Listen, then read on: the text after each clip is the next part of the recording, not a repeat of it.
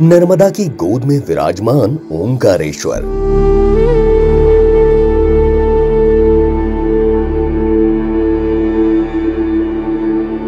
जहां हर शिला, हर धारा, हर कण में शिव का अदृश्य स्पंदन समाया है।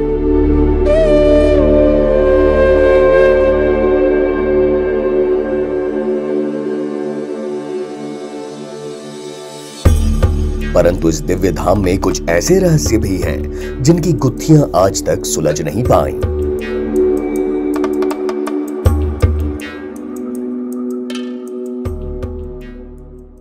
जहां हर शिवालय में नंदी भगवान शिवलिंग के ठीक सामने विराजते हैं, लेकिन ओंकारेश्वर में नंदी का स्थान शिवलिंग के सामने नहीं है। ऐसा क्यों है? इसका रहस्य केवल महादेव ही जानते हैं। इसी तरह इस ज्योतिर्लिंग का शिखर भी मुख्य मंदिर के शिखर से अलग है। कई लोगों के सामने यह एक प्रश्न है, लेकिन आस्थावान विद्वान मानते हैं यही स्वयंभू, निराकार और अनादि शिवलिंग वास्तविक ओंकारेश्वर है। अभी ओंकारेश्वर ज्योतिर्लिंग मंदिर के पास में भी खुदाई की गई थी कुछ वर्षों पूर्व। तो वहाँ पर भी खुदाई के दौरान जब वो खुदाई की तो उस समय दो गुफाएं निकली। वो गुफाएं अंडरग्राउंड है, जिन्हें कहाँ जा रही है, ये भी ओंकारेश्वर ज्योतिर्लिंग हम सबके लिए एक रहस्य बना हुआ है। जैसे ओंकार पर्वत की परिक्रमा नर्मदा माँ की जलधारा से घिरी रहती है, वैसे ही स्वयं शिवलिंग भी नर्मदा जल की अदृश्य जलाधारी से आलोकित है। कहा जाता है कि धरती की गोद में लगभग 200 फीट नीचे से मां नर्मदा प्रकट होकर स्वयं महादेव का अभिषेक करती है। यह एक गहरा रहस्य है, पर श्रद्धा की दृष्टि से यह सतत प्रत्यक्ष है। मुगल आक्रमण में जब यह मंदिर और नंदी खंडित हुए, तब कालांतर में उनका पुनः स्थापन हुआ।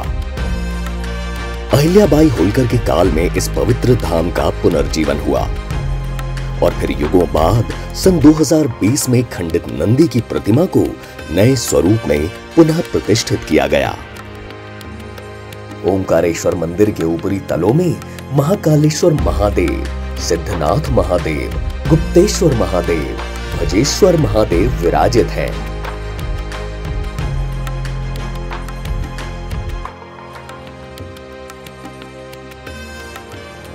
मुख्य मंदिर स्वयं 3 हिस्सों में विभाजित प्रतीत होता है। इसमें उत्कीर्ण दक्षिणेश्वर प्रतिमा भगवान शंकर का ही दिव्य स्वरूप है। वहीं सुखदेव मुनि की तपस्या करती मूर्ति मंदिर के भीतर आज भी विराजमान है। भगवान ओंकारेश्वर की जलाधारी पूर्वाभिमुखी है और इसका चौकोर होना इस बात का प्रतीक है कि चारों दिशाओं में उन्हीं का आधिपत्य है।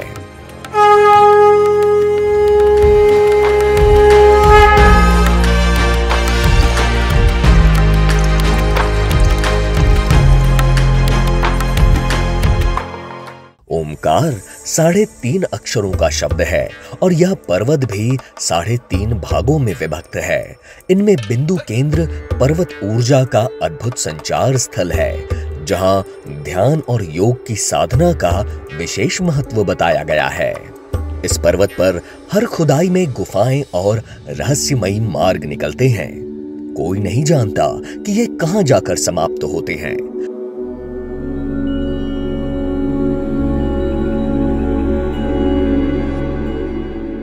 ओम इत्येकाक्षरम ब्रह्म। और भगवान को भी जाना कहां से जा सकता है? ब्रह्म क्या है? ओम इत्येकाक्षरम ब्रह्म। ओम से ही वह जाना जा सकता है। इसका वर्णन नहीं हो सकता है। ओंकार वह शब्द है और सारे जगत का प्राण है। बस इतने में ही आप समझ जाइए। कहा जाता है कि प्रकृति के उद्भव के साथ ही 2 अरब वर्ष पूर्व से भगवान ओमकार यहाँ विद्यमान है। यही वह भूमि है जहां मानधाता, विंध्य, मार्कंडेय, च्यवन, पतंजलि, शंकराचार्य, गुरु गोविंद पादाचार्य और वाल्मीकि जैसे ऋषि मुनियों ने कठोर तपस्या की। 7 किलोमीटर की पर्वत परिक्रमा अश्वमेघ यज्ञ के बराबर मानी जाती है। इस पथ पर ऋणमुक्तेश्वर, गौरी सोमनाथ और पाताली हनुमान जैसे दिव्य मंदिर विराजमान हैं।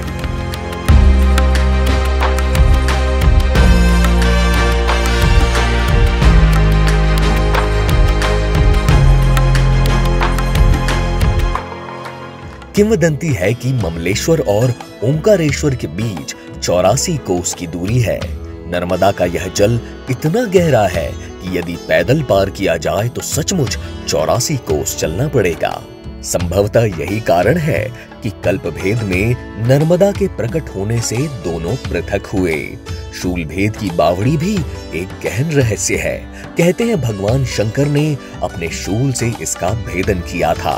7 भूमिगत कुंडों से प्रवाहित होता जल आज भी ममलेश्वर के पास गोमुख घाट पर नर्मदा में मिलता है। नीचे शिवलिंग बनाए हुए हैं जो लगातार भगवान शंकर का जलाभिषेक कर रहे हैं। वहाँ पर स्नान करने से बाहरी बाधा, चर्म रोगों से भी मुक्ति मिलती है और स्नान करने से पुण्य लाभ होता है। ये भी ओंकारेश्वर गौमुख शूलभेद की बावड़ी का एक रहस्य है। 64 योगिनी मंदिर भी भूमि के भीतर से प्रकट हुआ। काली कसौटी पत्थर से बना इसका अनूठा शिल्प विस्मयकारी है।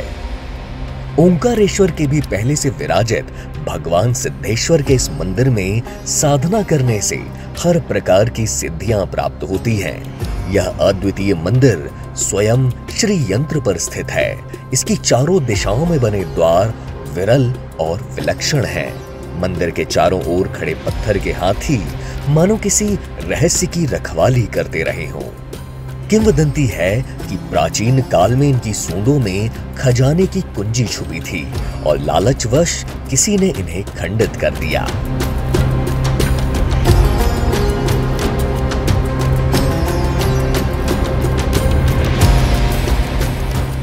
यह इस पूरे ओंकार क्षेत्र का सबसे अद्भुत मंदिर है। यहाँ पर कुछ खोदा जाता है तो यहाँ पर आपको सभागृह निकलेंगे। इस क्षेत्र में नीचे ऐसे निर्माण प्राप्त होते हैं जैसे यहाँ पर कोई सभ्यता पूर्व में स्थापित थी, ऐसे वस्तुएं प्राप्त होती है। यह नगरी अयोध्या से पूर्व भगवान राम के पूर्वज राजा मानधाता की राजधानी रही है।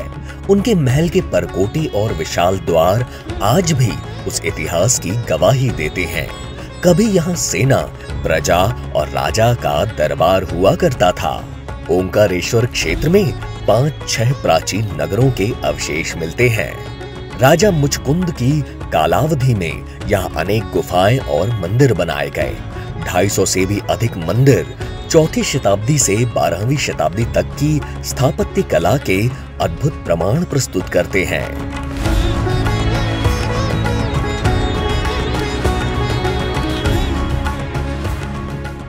संगम घाट के ऊपर भी एक द्वार बना हुआ है, पूरा नगर बसा हुआ है। इधर पीछे जैन मंदिर के वहाँ पर भी एक नगर का परकोटा पूरा है और इसके पूरब में भी एक रामनगर करके है, वहाँ पर भी एक नगर बस। ऐसे 5-6 नगर यहाँ पर बसते थे इस ओंकारेश्वर पहाड़ी के चारों तरफ। तो ये बहुत ऐतिहासिक है। ओंकारेश्वर का हर शिखर, हर प्रतिमा और हर धारा मानो यही कह रही है, शिव रहस्यमय है, शिव निराकार है और शिव ही अनादि है। यही ओंकारेश्वर का अदृश्य चमत्कार है, जहां हर प्रश्न का उत्तर अंततः श्रद्धा में विलीन हो जाता है।